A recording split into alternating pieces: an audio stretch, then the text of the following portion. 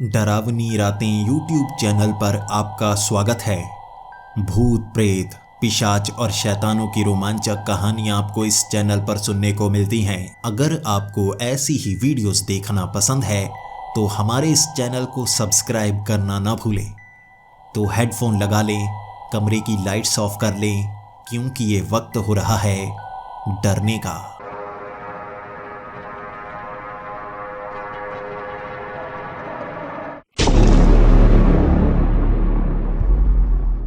Hello दोस्तों, मेरा नाम बिरजू है और मैं उत्तर प्रदेश का रहने वाला हूँ। अब मैं काम करने के लिए पश्चिम बंगाल आया हुआ हूँ। मैं काफ़ी बदकिस्मत इंसान हूँ।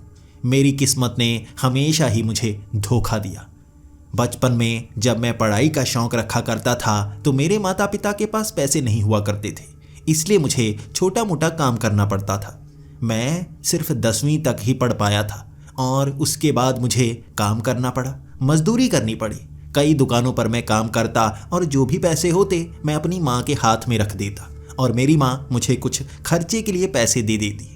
मेरा बचपन ऐसे ही गुजरा, मेरी जवानी भी अब ऐसे ही गुजर रही है। मैं पश्चिम बंगाल में आया हुआ हूँ और यहाँ पर जो भी काम मिल रहा है मैं वो काम करता जा रहा हूँ। भले ही मेरा नाम बिरजू है, लेकिन मुझे जानने वाले जितने भी लोग हैं मुझे बाजे के नाम से जानते हैं। एक ऐसा पागल सा लड़का जो हर किसी की बात मान जाता है और किसी को भी ना नहीं कर पाता।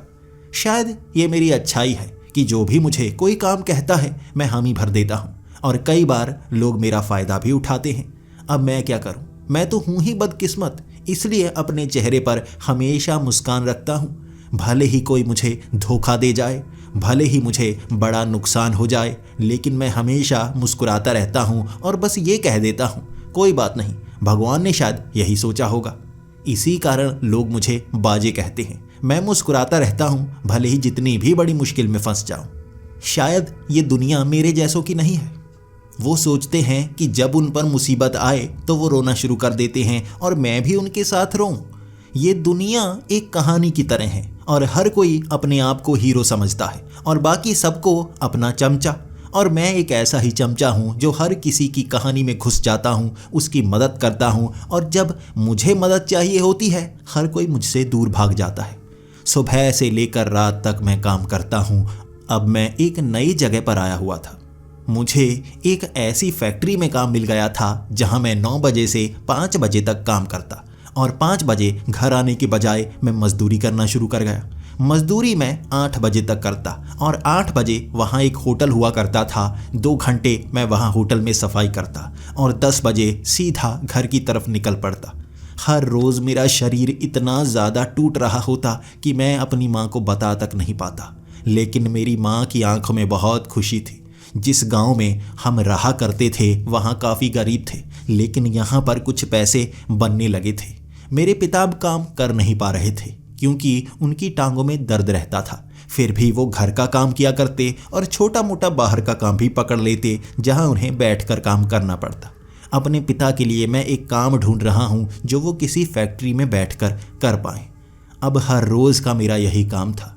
मैं फैक्ट्री में जाता, मैं मजदूरी करता, मैं होटल में जाता और हर जगह मेरा नाम मशहूर था, बाजे, एक ऐसा पागल सा लड़का जो मुस्कुराता रहता है। 1 महीना हो चुका है जब से हम यहाँ पर आए हुए हैं। हर जगह से मुझे तनख्वाह मिल चुकी है और मेरी माँ की खुशी मुझे बहुत ज़्यादा पसंद आ रही है। अब मैं यहीं का होकर रह जाऊँगा। उस रात 10 बजे मैं अपने घर की तरफ आ रहा था। हर रोज़ मैं यहीं से गुजरा करता था। ये वीरान सी सड़क थी और आसपास जितने भी घर थे वो सारे बंद पड़े थे, वहाँ कोई नहीं रहा करता था। अचानक सामने से मोटरसाइकिल पर 2 लड़के आए। उन्होंने हेलमेट पहन रखा था और काले रंग की जैकेट भी दोनों ने पहन रखी थी। उस पर एक अजीब सा निशान था, खोपड़ी सी बनी हुई थी जो चमक रही थी। मेरे करीब आकर उन्होंने बाइक लगा ली। तभी दूसरी तरफ से भी एक बाइक आई और उन्होंने भी मेरे पास आकर वो बाइक लगा ली। मुझे दिन के समय कई लोग छेड़ा करते थे, कई लोग तंग किया करते थे। क्योंकि मैं मासूम था इसलिए वो मुझे पीटा भी करते, लेकिन आज रात को इस तरह मुझे किसने घेर लिया है। मैं एक पल के लिए समझ रहा था लुटेरों ने मुझे घेर लिया है, अब मेरे पास जो भी है वो लूट लेंगे। मैंने एक सस्ता सा नंबर वाला वो फ़ोन रखा हुआ था। मेरे पर्स में 150 रुपये थे और मैं दोनों को बचाना चाहता था। भले ही आपको ये कम लग रहे हों, लेकिन मेरे लिए ये बहुत ज़्यादा थे।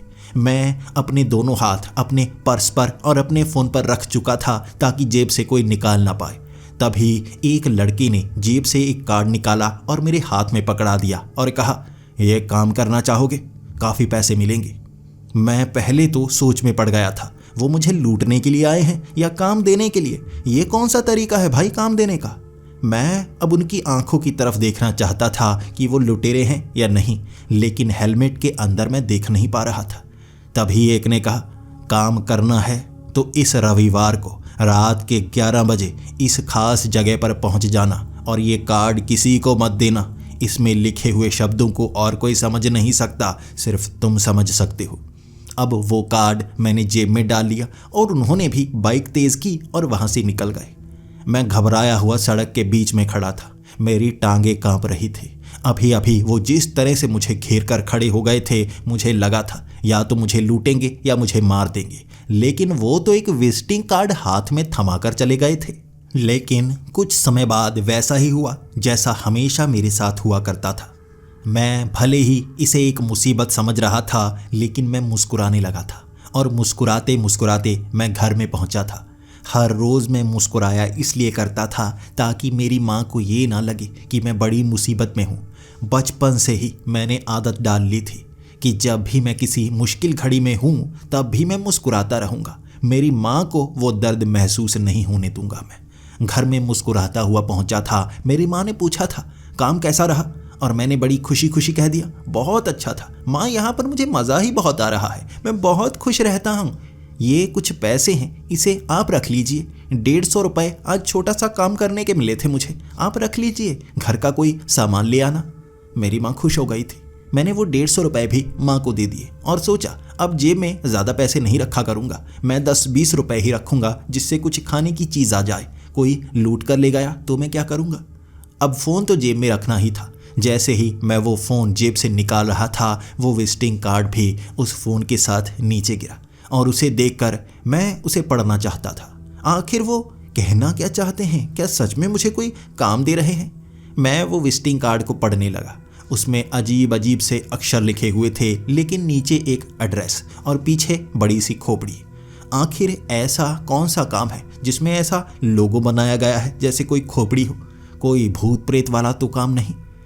तब उस रात बिना सोचे मैं सो गया था, लेकिन अगले दिन काम पर भी इस घटना के बारे में सोचता रहा, कल मेरे साथ क्या हुआ। उस रात फिर से मैं उस गली से निकल कर जा रहा था, लेकिन किसी और ने मुझे देखा तक नहीं और मैं भी वो बाइक वालों को दोबारा देखना चाहता था, वहाँ नहीं आए वो। इसी तरह 3 दिन बीत चुके थे।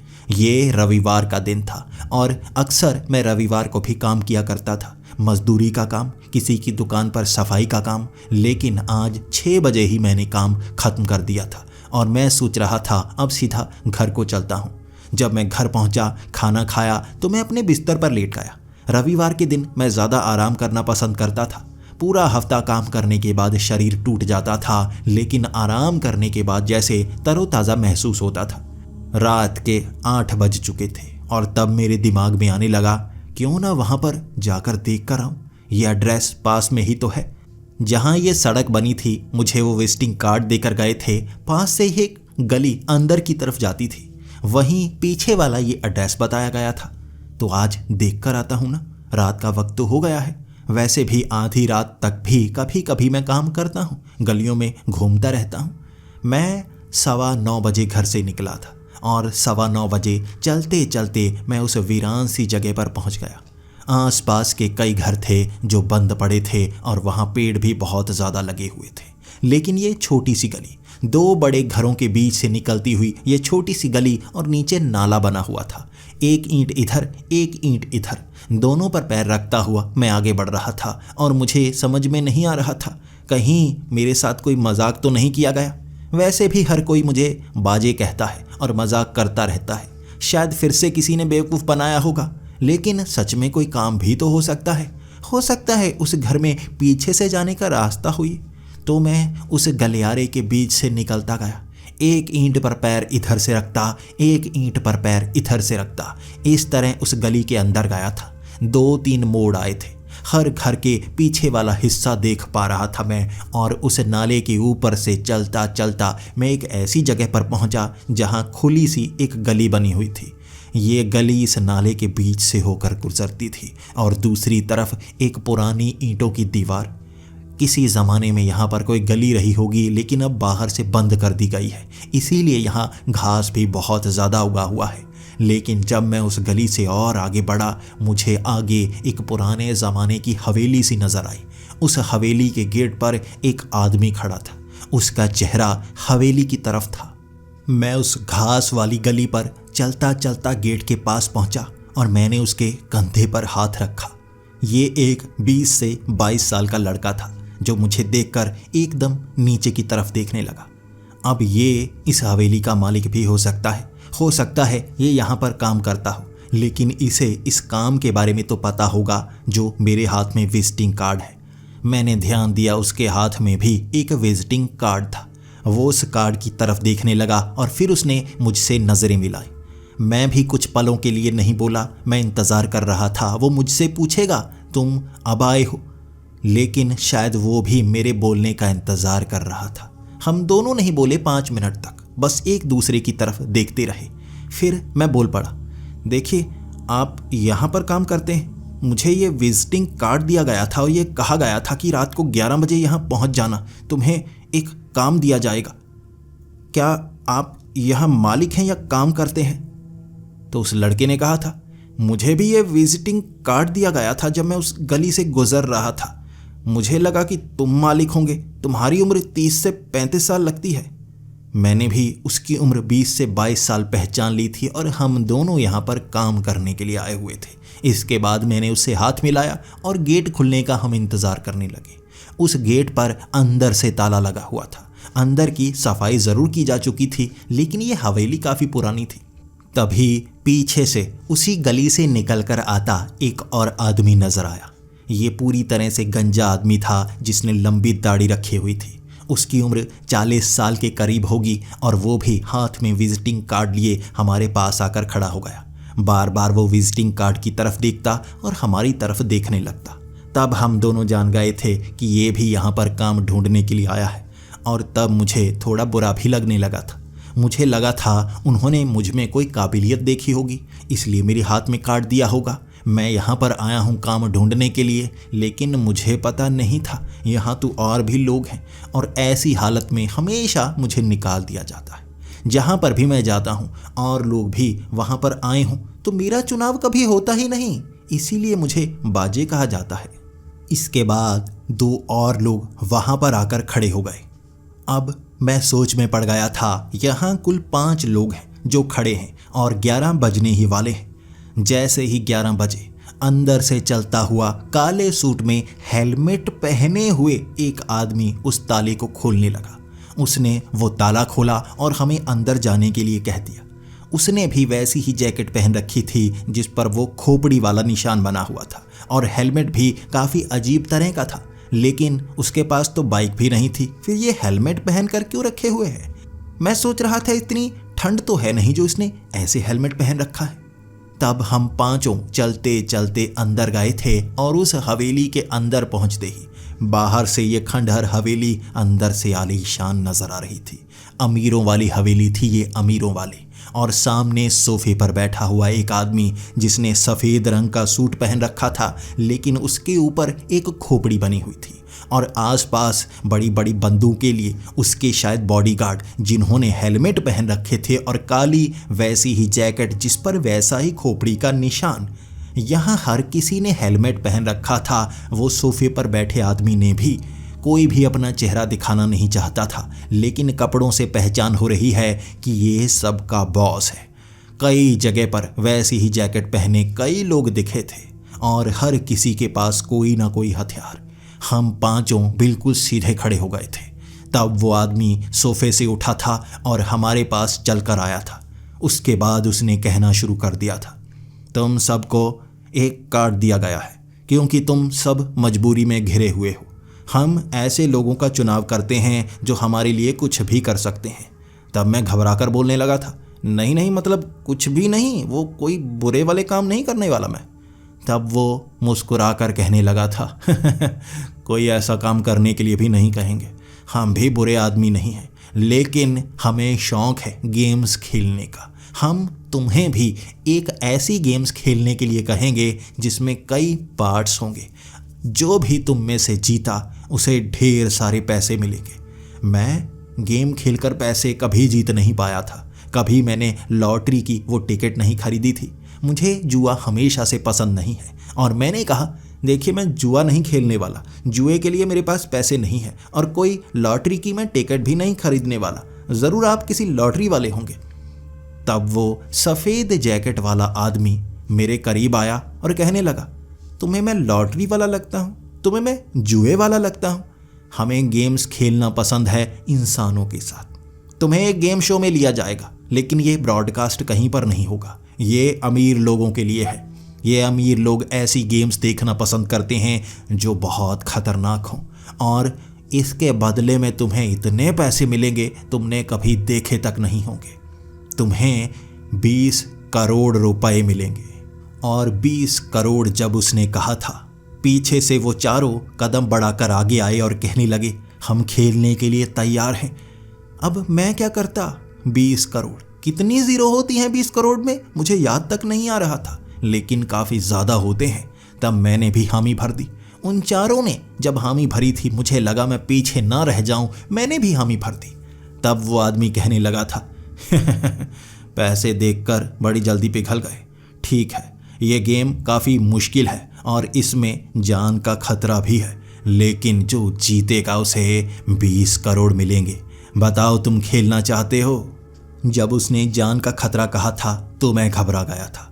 मैंने भी उससे कहा देखिए स्क्विड गेम मूवी मैंने भी देखी है, आप वैसी गेम्स तो नहीं खिलाने वाले ना? तो वो कहने लगा नहीं नहीं, वैसी गेम्स नहीं, ये गेम्स खतरनाक है, इसमें बहुत कुछ करना पड़ेगा, लेकिन हमारे खास लोग तुम्हारे साथ होंगे, तुम्हें नुकसान नहीं होने देंगे। तुम्हें बस वो गेम्स में पार्टिसिपेट करना है, जीतोगे तो पैसे मिलेंगे, हारोगे तो वापस यहीं पर पहुंच जाओगे और शायद किस्मत में हो दोबारा हमारा कोई आदमी तुम्हें मिलेगा जो विजिटिंग कार्ड देगा। हम पांचों मान चुके थे। तो उस आदमी ने कहा वहाँ रखा है कॉन्ट्रैक्ट, उस पर साइन कर दो और जो भी लिखा है तुम पढ़ सकते हो। हम पांचों वहाँ गए थे, वो कॉन्ट्रैक्ट देख रहे थे, लेकिन उसमें अजीब अजीब भाषा में लिखा हुआ था। वहाँ हिंदी में भी लिखा था, लेकिन सिर्फ 2 लाइन कि ऊपर सब कुछ पढ़कर ही साइन करना। ये चीज़ हिंदी में लिखी थी, बाकी सब कुछ इंग्लिश में। इंग्लिश तो मुझे भी नहीं आती थी और पांचों ने भी सर हिला दिया, किसी को इंग्लिश नहीं आती थी। लेकिन अब क्या करें, वो आदमी दबाव बना रहा था, साइन जल्दी करो। हमने साइन कर दिया। उसके बाद उसने वो कॉन्ट्रैक्ट उठाए और कहने लगा स्वागत है तुम्हारा हमारे इस खेल में जिसका नाम है खौफ का खेल। इसके बाद उन पीछे खड़े आदमियों ने हाथ में बड़ा सा कपड़ा लिया और हमारी आंखों पर बांध दिया।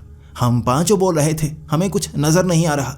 इसके बाद उस आदमी ने कहा अब नज़र भी नहीं आएगा, कुछ समय यहीं रहो, तुम्हें उस जगह पहुंचाया जाएगा जहां पर ये गेम खेली जाएगी। हम इंतज़ार कर रहे थे कि हमें किसी गाड़ी में बिठाया जाएगा। अब स्क्विड गेम मैंने भी देखी है, उसमें भी ऐसा ही किया गया था। लोगों को गाड़ियों में बिठाया गया था और किसी ऐसी जगह पहुंचाया गया जो बहुत ही बड़ा आइलैंड होगा। यकीनन ऐसी जगह पर गेम्स खिलाई जाएंगी, अमीरों वाली गेम्स है, इसमें बहुत कुछ मिलेगा। इसके बाद उन्होंने आंखों पर पट्टी बांधी थी और हमें सोफे पर बिठा दिया। मैं सोफे पर बैठा इंतज़ार कर रहा था कब हमें गाड़ी में बिठाकर ले जाया जाएगा, लेकिन तभी वो सोफे हिलने लगे। ऐसा लग रहा था जैसे उस सोफे को 4 लोगों ने उठाया हो। एक पल के लिए ऐसा लग रहा था कहीं मेरी अर्थी तो नहीं उठा रहे। मैं घबरा कर बोला था, तभी किसी ने मेरे माथे पर चमाट लगाई और कहा यहीं पर बैठे रहो, और मैं फिर से वहीं पर बैठ गया। 4 चमाटों की आवाज़ और आई थी और तब मेरी हंसी निकल गई थी। उन चारों के भी चमाट पड़ी थी, उन्होंने भी उठने की कोशिश की थी और सामने वाला वो आदमी बोला था इनमें से बाजे कौन है? तो एक आदमी ने कहा था ये ज़्यादा हंसने वाला, और मुझे इस बात पर फिर से गुस्सा आया था। लोग मुझे बाजे इसलिए कहते हैं क्योंकि मैं हंसने लगता हूँ। अब मैं क्या करूँ, ऐसी सीरियस सिचुएशन में भी हंसने की आदत डाल ली है मैंने। इसके बाद इसी तरह से हमारी उस सीट के हिलने का एहसास सा होता रहा। अचानक से जैसे हमें कहीं ऐसी जगह ले जाया गया जहाँ अचानक ठंड लगनी शुरू हो गई थी। थे तो हम उस हवेली के अंदर ही, आंखों पर पट्टी बंधी थी, लेकिन ठंड काफ़ी ज़्यादा लग रही थी। अब मैं अपने हाथों को सहलाने लगा था क्योंकि मुझे ठंड लग रही थी। यहाँ एसी काफ़ी ज़्यादा छोड़ रखे होंगे। मैंने आवाज़ लगाकर कहा, एसी थोड़े कम कर दीजिए, और वहाँ कई लोगों के हंसने की आवाज़ आई थी। फिर मैं चुप कर गया। मैं लोगों को खुद पर हंसाना नहीं चाहता था, लेकिन जिसकी किस्मत खराब हो उस पर सब हंसते हैं। उन्होंने कुछ समय बाद हमें नीचे रखा, जिसके बाद हम उठकर खड़े हो गए। मैं आसपास हाथ लगाकर महसूस कर रहा था कि सभी के सभी उठकर खड़े हो चुके हैं। इसके बाद आंखों से पट्टी हटाई गई। मैं देखना चाहता था कि हम किस कमरे में हैं। क्या हम हवेली के पीछे वाले कमरे में तो नहीं, लेकिन हम किसी कमरे में नहीं थे। हम एक अलग सी जगह पर थे। ये जैसे कोई जंगल का इलाका हो।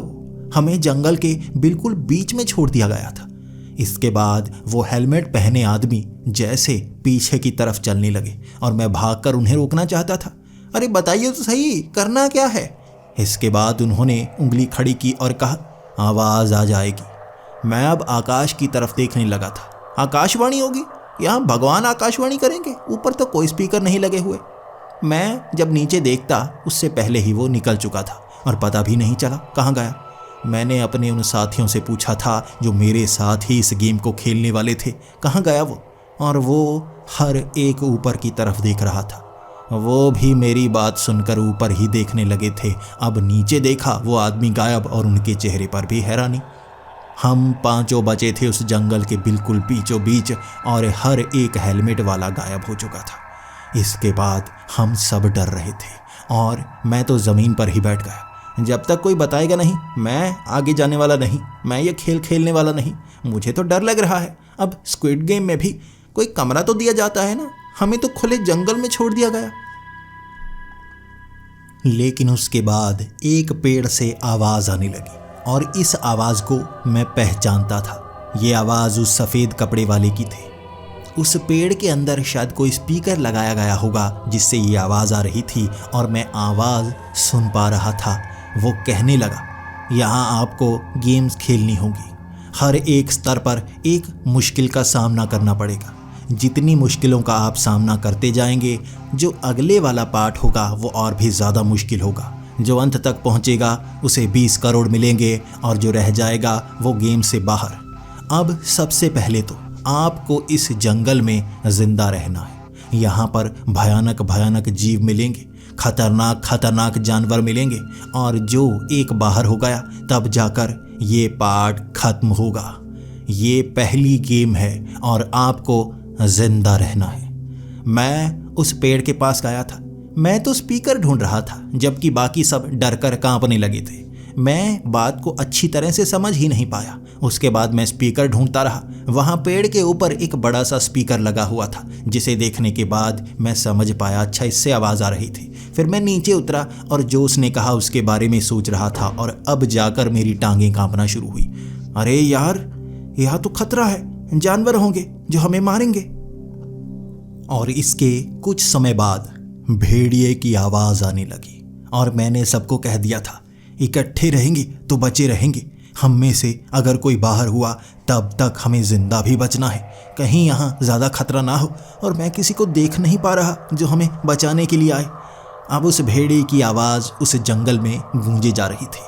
हम सबको डर ज़रूर लग रहा था, लेकिन ये तो एक गेम है ना, इसमें हारने वाला बाहर होगा, मरने वाला थोड़े ना बाहर होगा। इसके बाद हम वहाँ से भागना शुरू हो गए। उस आवाज़ से हम दूर जाना चाहते थे, लेकिन वहाँ पेड़ों से आवाज़ें आ रही थी, भागो भागो, जहाँ तक भाग सकते हो भागो, वो खाने के लिए आ रहा है, कोई एक इस गेम में हारेगा। हम वहाँ से भागते जा रहे थे, एक दूसरे का हाथ पकड़े। मेरा कद थोड़ा छोटा था, मेरी बाजू भी थोड़ी छोटी थी, इसलिए बार बार उन पत्थरों से टकराकर मैं गिर जाता और वो मुझे पीछे छोड़ चुके थे और चारों आगे भाग निकले। उन्हें लग रहा था कि सबसे पहले तो मैं ही पकड़ा जाऊंगा। अब मैं क्या करूं, मैं ज़्यादा तेज़ भाग नहीं पा रहा था। कद छोटा होने के कारण मेरी टांगें भी छोटी थी, इसलिए मैं भाग भी कम रफ्तार से रहा था। वो तो काफ़ी आगे निकल गए। वो भेड़िए की आवाज़ मेरे बहुत करीब थी, बहुत ज़्यादा करीब।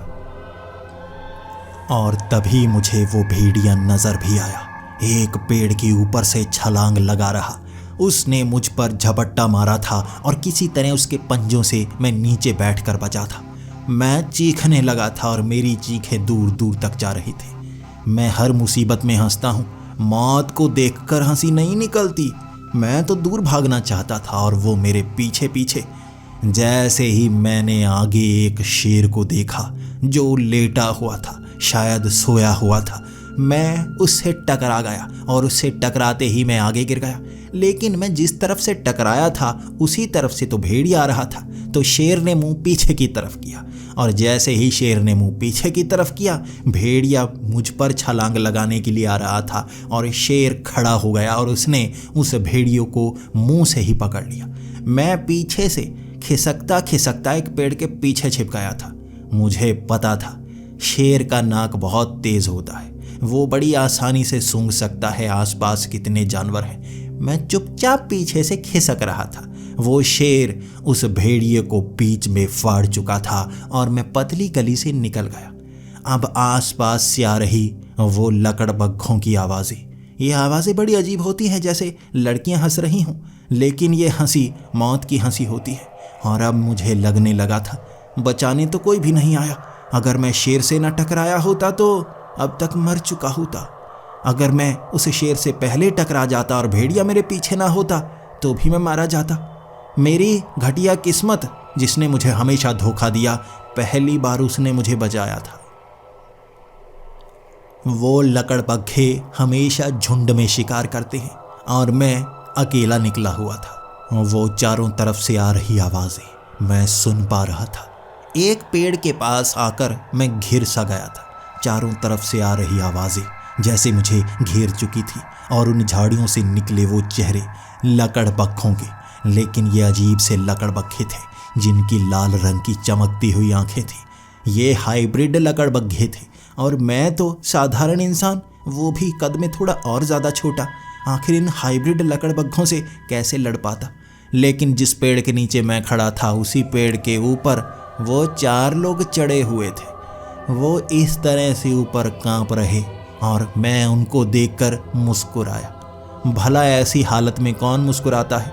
मैं, इसीलिए मुझे बाजे कहते हैं। मेरी हंसी एक क्षणों में ही गायब हो चुकी थी जब वो ऊपर चारों हंसने लगे थे, क्योंकि वो तो ऊपर चढ़े हुए थे, नीचे तो मैं था ना।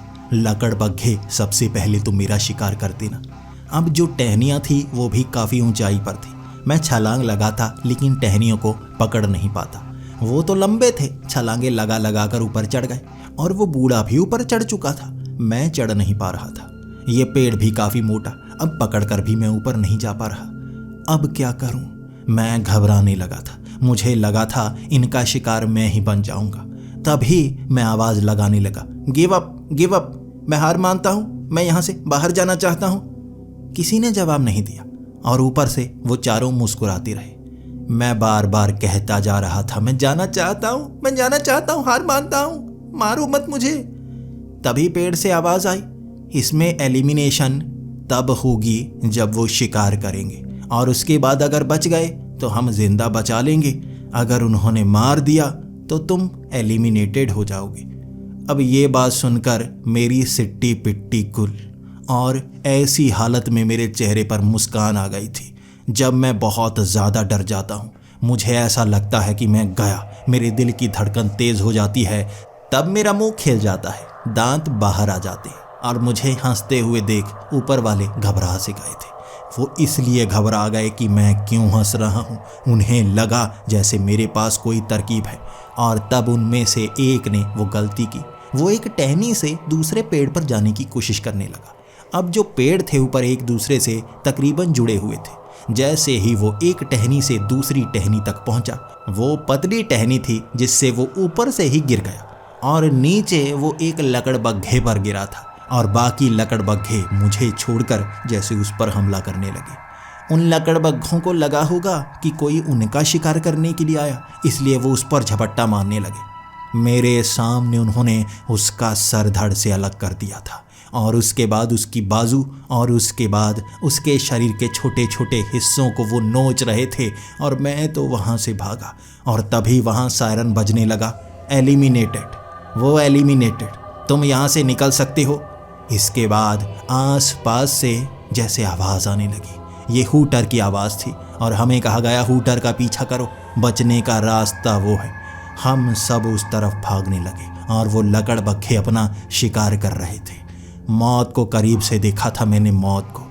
ये तो स्क्विड गेम की तरह ही हो गया, ये हमसे खेल रहे हैं, ये हमें मार रहे हैं। ज़रूर यहाँ पेड़ों पर कैमरे लगे होंगे, ये अमीर लोग मज़े ले रहे हैं और हम यहाँ पर मर रहे हैं। मैं रोता रोता भाग रहा था और मेरे साथ वो 3 साथी भी, वो भी इसी गेम में थे और वो भी जिंदा रहने के लिए कुछ भी करेंगे। हम सब एक दूसरे की तरफ बेचारे की तरह देख रहे, लेकिन जीतेगा तो कोई एक, बचेगा तो कोई एक। हम दोनों भाग निकले थे। उस जंगल के आगे अब रेत आ गया था और सामने एक टीले के ऊपर हूटर बज रहा था और आसपास पेड़ों के अंदर स्पीकर से आवाज़, हूटर का पीछा करो, बचना है तो हूटर का पीछा करो। हम सीधा उस रेत में कदम रखकर उस बड़े से टीले के पास पहुंच गए। अब वो हूटर अचानक टीले के अंदर गया। ज़रूर यहाँ मशीनरी ऐसी लगाई होगी जिससे हूटर अपने आप इस टीले के अंदर चला गया और उसके बाद उसी टीले के एक स्पीकर से आवाज़ आई थी, पहली गेम खत्म हुई, एक कंटेस्टेंट बाहर हो गया, अब तुम 4 बचे हो और यहाँ पर अब खतरा और बढ़ गया है, यहाँ तुम में से सिर्फ 3 बचेंगे। और वो आवाज़ आना बंद। अब यहाँ क्या होगा? क्या हम पीछे जंगल में छिप सकते हैं? वो लकड़बग्घे वहाँ उस जंगल के बिल्कुल कोने पर हमारा इंतज़ार कर रहे। गर्र गर्र की उनकी आवाज़ें हमें डरा रही थीं और वो रेत पर कदम नहीं रख पा रहे थे। ये रेत गर्म थी, शायद दिन के वक्त जो धूप पड़ी उस कारण ये इतनी ज़्यादा गर्म हो गई। अब रात के वक्त भी ये गर्म होने के कारण वो इस पर पैर नहीं रख पा रहे थे। आसपास लगी हुई वो लाइट्स में साफ दिख पा रहा था। वो रेत पर कदम रखते थे और पीछे हट जाते थे और इसके बाद अब उस रेत में हम आगे बढ़ चले। ये रेगिस्तान जैसा था जिस पर वो चांद की रोशनी हमें दूर दूर तक दिखा पा रही थी। यहाँ कौन से जानवर आएंगे? आखिर रेगिस्तानों में कौन रहते हैं? ऊँट। यहाँ पागल ऊँट तो मेरे पीछे नहीं डाले जाएंगे ना? हम ऊँटों से तो तेज़ भाग सकते हैं। वो तीनों मेरी तरफ देख रहे थे। तीनों ने एक साथ कहा था, तुम बाजे हो ना तो चुप ही रहो, हमें इकट्ठा रहना चाहिए, हम खतरे को इकट्ठा लड़ेंगे। और मैंने कहा बिल्कुल सही, अब समझदारों वाली बात की, जैसे ही खतरा आएगा हम एक दूसरे के हाथ पकड़ लेंगे। हम में से कोई एक एलिमिनेट होगा ना, लेकिन अगर हम इकट्ठे रहें और किसी चीज़ ने हम पर हमला किया तो हम बच पाएंगे और उसके बाद जिसको चोट लगी वो एलिमिनेटेड हो जाएगा। सबने हामी भरी थी और हम आगे बढ़ने लगे थे। रेगिस्तान में आखिर क्या हो सकता है? जिसकी उम्मीद नहीं थी वो हुआ। मगरमच्छ, बड़े बड़े मगरमच्छ जो उस रेत के टीलों के नीचे सोए हुए थे। पैर रखते ही वो मगरमच्छ रेत से बाहर निकलने लगे। अब पानी में रहने वाले ऐसे मगरमच्छ रेत में किसने छोड़े हुए हैं हम समझ नहीं पा रहे थे। इसके बाद वो मगरमच्छ हमारे पीछे पड़ गए और हम इकट्ठे भागे जा रहे थे। तभी उस बूढ़े आदमी ने कहा था, वो टीला, उस पर चढ़ते हैं, जो उस पर पहले चढ़ जाएगा ऊपर वाली जगह उसकी और बाकी जगह पर बाकी नीचे ही रहेंगे। अब जो एलिमिनेट हुआ वो होगा। मैंने कहा ठीक है। मैं बड़ी तेज़ी से आगे भागा था। वो बार बार पीछे देखे जा रहे थे और इस बात का फ़ायदा मैंने उठाया। मैं जल्दी से उस टीले के ऊपर चढ़ गया। ये रेत का टीला सा बना हुआ था, कमज़ोर सा था, लेकिन मैं उस पर चढ़ गया।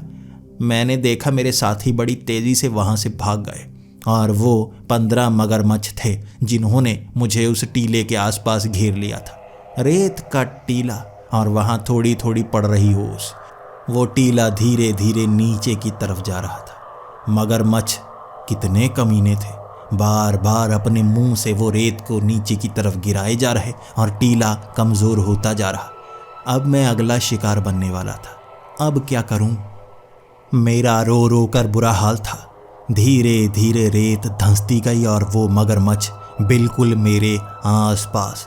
और तभी वो हूटर बजने लगा और आसपास से स्पीकर से आवाज़ आने लगी, अब तुम 3 रह चुके हो, तुम्हें हूटर का पीछा करना होगा। यानी किसी एक का ये मगरमच्छ शिकार कर चुके थे। अब मैं इनसे कैसे बचूं? मैंने आवाज़ लगाई। मैं एलिमिनेट नहीं हुआ, मुझे यहाँ से बचाओ। तब ऊपर से एक रस्सी आई। यहाँ ऊपर लंबी रस्सी बिछाई हुई थी जिसे नीचे की तरफ ढीला किया गया और मैंने वो रस्सी पकड़ी और उसे पकड़कर थोड़ा सा आगे गया। आगे मुझे एक चेन सी दिखी। उस चेन को मैंने पकड़ा और उस बड़ी सी रस्सी पर घिसटते घिसटते उन मगरमच्छों से काफ़ी आगे। जैसे ही मैं रेत पर गिरा, वो मगरमच्छ भी पीछे।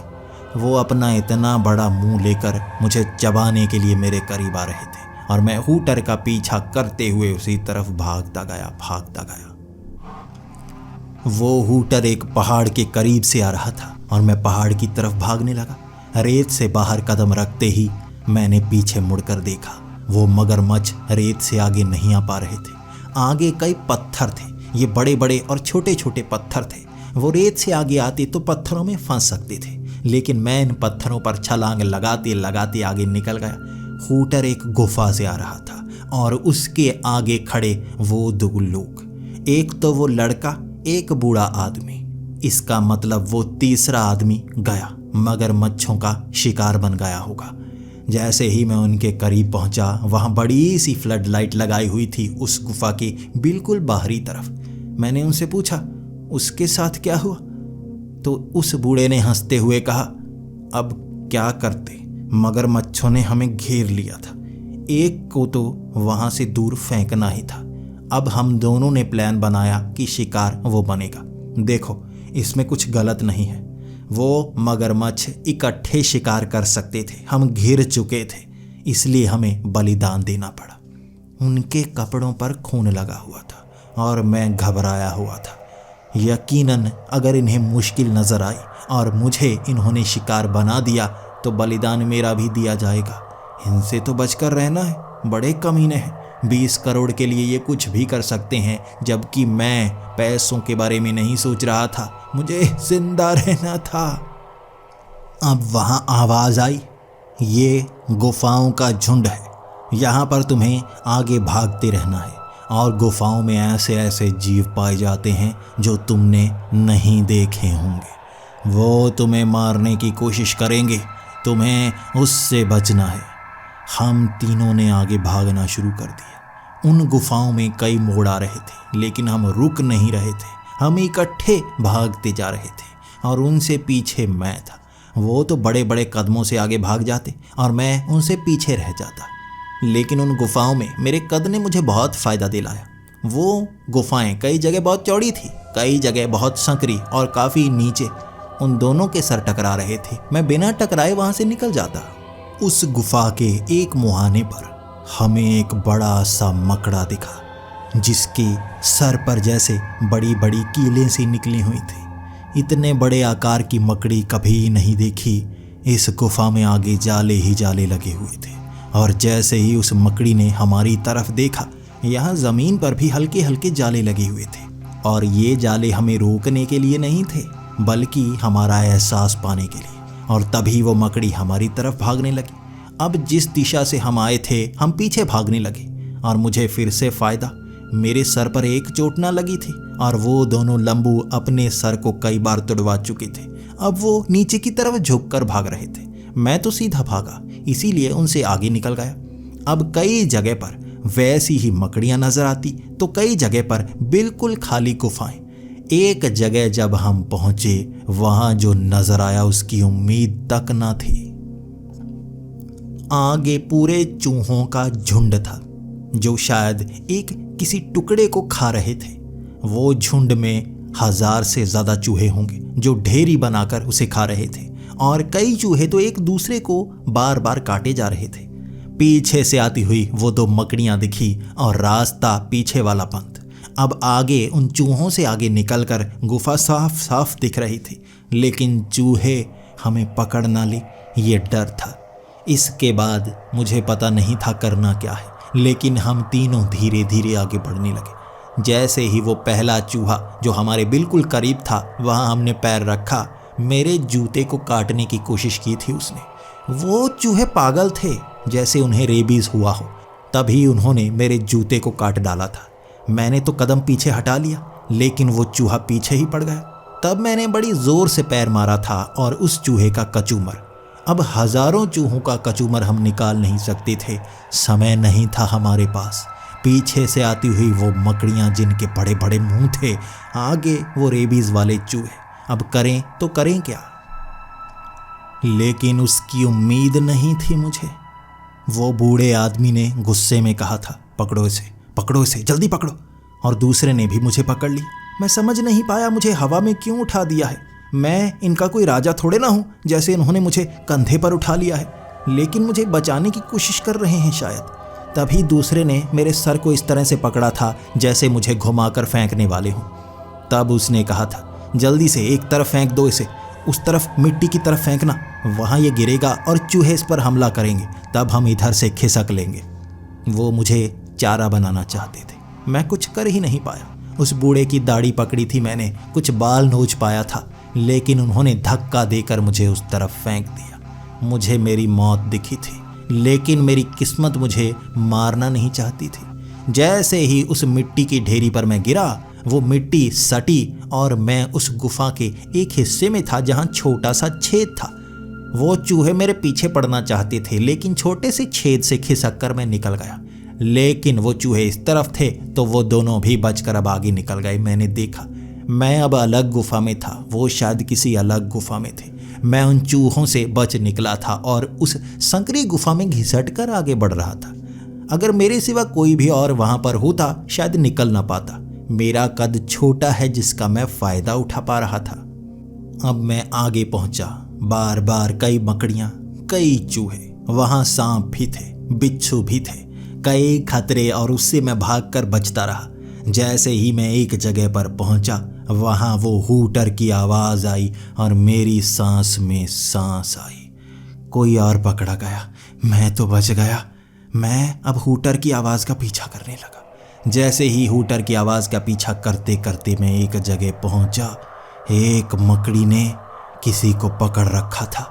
ये वही कमीना बूढ़ा था जिसे वो मकड़ी बार बार अपने उस जाल में लपेट रही थी। 3 और मकड़ियाँ वो बड़े से जाल में उसे लपेटते लपेटते जैसे मम्मी बना रहे थे। और उसके बाद एक मकड़ी ने उसके सर पर अपने दांत कड़ाए थे। तड़पा तड़पा कर मारेंगी वो उसे, तड़पा तड़पा कर खून चूस लेंगी। मैं कांप रहा था, डर रहा था, लेकिन हूटर की आवाज़ का पीछा करने लगा था। मैं उस गुफा के बिल्कुल अंतिम तरफ पहुंचा दिया था हमें। वो हूटर की आवाज़ ने हमें उस पहाड़ के दूसरी तरफ पहुंचा दिया। यहाँ मैं खड़ा था, वो लड़का खड़ा था और उसने हाथ खड़े कर कर कह दिया था, देखो मुझे माफ़ करना। ये तरकीब उस बूढ़े की थी और मैंने भी उसे माफ़ कर दिया। और मैं मुस्कुराकर कहने लगा, कोई बात नहीं, तुम भी तो बचने की कोशिश कर रहे थे। अब उस पहाड़ के आगे काले रंग का जंगल, जैसे उस जंगल में अभी अभी आग लगी हो। थोड़ा थोड़ा धुआं निकल रहा था, जबकि हर पेड़ पूरी तरह से जला हुआ राख के ढेर की तरह दिख रहा था। हर पेड़ वैसा ही खड़ा जैसे कोयले का बना हो। काले रंग के उस जंगल में जब हम कदम रख रहे थे, हमारे कपड़े भी काले होते जा रहे थे। तभी स्पीकर से आवाज़ आई, इस स्तर में, इस गेम में सबसे ज़्यादा खतरा होगा। जो भी यहाँ पर खौफ के खेल में जीत पाएगा वो विजेता कहलाया जाएगा। जो हारेगा वो मौत को पाएगा। यहाँ से जिंदा बचा ही नहीं जा सकता। अब मैं घबरा कर आगे बढ़ने लगा था और वो लड़का भी मेरे करीब आना चाहता था, लेकिन बार बार मैं उसे कह देता, देखो मुझे चारा मत बताना, देखो आगे निकलो, तुम अपना जाओ, तुम अपना बचने की कोशिश करो, मैं अपना बचने की कोशिश करता हूँ। इसके बाद हम इकट्ठा ही आगे बढ़ते गए। वो मेरा पीछा नहीं छोड़ रहा था। मैं जानता था जब मुश्किल पड़ेगी वो मुझे आगे फेंक देगा। जैसे पूरी जिंदगी में मुझे आगे फेंका गया, यहाँ पर भी मेरे साथ वैसा ही होगा। लेकिन वो तगड़ा था, मैं क्या करता। बचपन में यही तो हाल रहा है। स्कूल में भी तगड़े लड़कों से पिटाई ही खाया करता था और यहाँ भी आखिरी लड़ाई भी जीतना चाहता था। चलते चलते एक पेड़ के पास, और उस पेड़ के पीछे से कोई झांक रहा था, बार बार जैसे कोई आंख निकालता और बार बार पीछे कर लेता। हम दोनों घबरा से गए थे। इसके बाद हम दूसरी तरफ मुड़ने वाले थे और वहाँ भी पेड़ के पीछे से निकलती हुई वैसी ही आंख। ये जगह जगह से कोई छिप कर देख रहा था, जैसे ये कई लोग हों, लेकिन इंसान तो है ना। मैं कहने लगा, अरे अरे शायद ये आखिरी मिशन है और हमें दोनों को जिताया जाएगा। बाहर आओ, बाहर आओ, कौन हो तुम? जैसे ही वो बाहर निकली, लड़कियां थीं, काले चोले में भयानक चेहरा, और मुझे लगा ये कैसी कॉस्ट्यूम पहन कर आई हैं, डरा रही हैं। खौफ का खेल, जो नहीं डरेगा वो जीतेगा। देखता हूँ इनसे कैसे डर लगता है। अब मैं आगे बढ़ गया था और मैंने उस लड़के को कहा, डरने की बात नहीं है, इन्हें मैं संभालता हूँ। मैं जानता था भूत प्रेत तो होते ही नहीं। भले ही मुझे भूतों से डर लगता है, उनकी कहानियों से डर लगता है, लेकिन मेरी माँ कहती है भूत होते नहीं। बचपन से ही मैं बाथरूम भी कभी अकेले नहीं जाता था। मेरी माँ पहले मुझे डराने के लिए भूतों की कहानी सुनाया करती थी। मैं बड़ी आसानी से उनकी बात मान लेता था, भूतों से डरा करता था। बाद में मेरी माँ समझाती रह गई भूत नहीं होते, लेकिन मन में डर हमेशा के लिए रह गया था। अब मैं भूतिया फिल्में देखकर अपना डर कम करने की कोशिश कर रहा था, लेकिन वो लड़का डर रहा था और मैंने हिम्मत दिखाते हुए ये पहचान लिया था शायद इन्होंने कॉस्ट्यूम पहनी होगी। अब धीरे धीरे मैं आगे बढ़ा था। अब मैं जैसे ही उसके पास गया, मैं पहचानने की कोशिश कर रहा था कैसा मास्क डाला है उसने। वहाँ पर खड़ा हो गया था मैं, और जैसे ही उसने अपना मुंह के ऊपर से वो मांस हटाया, अंदर हड्डी थी, और उसने अपना सर एक हाथ में पकड़ लिया और उस मुंह से आवाज निकली थी। ये हंसी की आवाज थी उस चुड़ैल की। उसके हाथ में उसका सर था जो हंस रहा था, बात कर रहा था, और मैं वहीं पर खड़ा था। मैं वहीं पर मूत चुका था। मैं अब 2-3 कदम पीछे हटाकर आया और उस लड़के ने कहा, क्या हुआ, तुम्हारी पैंट गीली कैसे हो गई? और मैंने मजाक में कहा था, वो मेरी जेब में रस भरी का पैकेट था, फट गया। वो सब चुड़ैलें थी जो हवा में लहराने लग गई थी। मैं अब क्या करता? ये और बड़ा खतरा। अब भूतों से भी निपटना पड़ेगा, और बचपन से मैं मानता नहीं था भूत हैं, ये तो कमीने सच में होते हैं। अब उन चुड़ैलों से दूर भाग रहे थे, और वो चुड़ैलें उन पेड़ों के ऊपर से उड़ती उड़ती हमें नोचने के लिए। मेरे साथी के पीठ पर 2 बार उसने वो पंजे मारे थे। जब जब वो पंजा मारती, मेरी हंसी निकल जाती। कितना पागल हूँ मैं, इसीलिए लोग मुझे बाजे कहते हैं। ये जला हुआ जंगल और जगह जगह से निकल रहा धुआं वैसे भी डरा रहा था। कई जगह जैसे जले हुए कोयले थे, जिन्होंने हमारे कपड़ों को भी जलाना शुरू कर दिया था। कई जगह मेरी पैंट में भी छेद हो चुके थे, और वो गीली पैंट कब सूख गई थी पता नहीं चला। काफ़ी गर्मी थी वहाँ पर। और ये चुड़ैलें ही कम थी, जो इनके भाई बहन भी इकट्ठा होना शुरू हो गए। वहाँ ज़मीन से निकलने वाली लाशें भी हमारा पीछा कर रही थी। वहाँ जादूगर बड़ी बड़ी टोपी पहने जैसे हमारे पीछे भाग रहे थे। एक को पहचान पा रहा था मैं। ये तो बहुत साल पहले मरा वो जादूगर है ना, जो बड़े अच्छे अच्छे जादू दिखाया करता था। मेलों में मैंने इसे देखा है। मरने के बाद भी कमीना यहाँ लोगों को तंग कर रहा है। वो भूत प्रेत की झुंड ने हमें एक पहाड़ी पर घेर लिया था, चारों तरफ। ऐसा तो फिल्मों में होता है, जब ज़ॉम्बीज़ लोगों को घेर लेते हैं और अंत में नोच नोच कर खाते हैं। यहाँ पर हम दोनों में से किसी एक का अंत होगा। और नीचे से आवाज़ें आ रही थी, फेंको, एक दूसरे को फेंको, हम नोचना चाहते हैं। नीचे से भूतों की आ रही वो आवाज़ मेरे अंदर खौफ पैदा कर चुकी थी। लेकिन मैंने अपने उस साथी को देखा और कहा, देखो, कोशिश करेंगे, हम शायद दोनों बच सकते हैं। और उसने भी कहा, हाँ ठीक है, तुम मुझे फेंकना मत। मैंने कहा, बिल्कुल नहीं। देखो, मैं इतना बुरा नहीं हूँ जो किसी को मारकर खुद जिंदा रहने की कोशिश करे। मैंने उससे हाथ मिलाया और उसने हाथ मिलाते ही मुझे खींचा। ऐसा तो रेसलिंग में होता है ना, जब वो साथ हो जाते हैं फिर एक दूसरे को धोखा दे देते हैं। मेरे साथ भी वैसा ही हुआ था। उसने मेरा हाथ पकड़ा और मुझे घसीटता हुआ आगे की तरफ फेंकने लगा।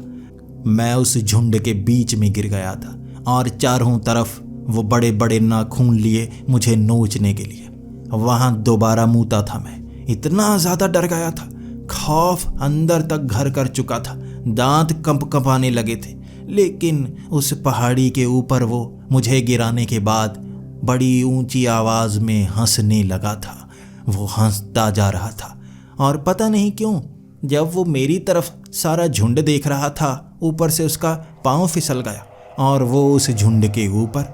उसने भी हंसने के कारण बेवकूफ़ी दिखाई और वो उन भूतों के झुंड पर घिरा था और गुस्से में उन्होंने उसे नोचना शुरू कर दिया। अब उसे नोचा जा रहा था तो मुझ पर सबका ध्यान हट चुका था।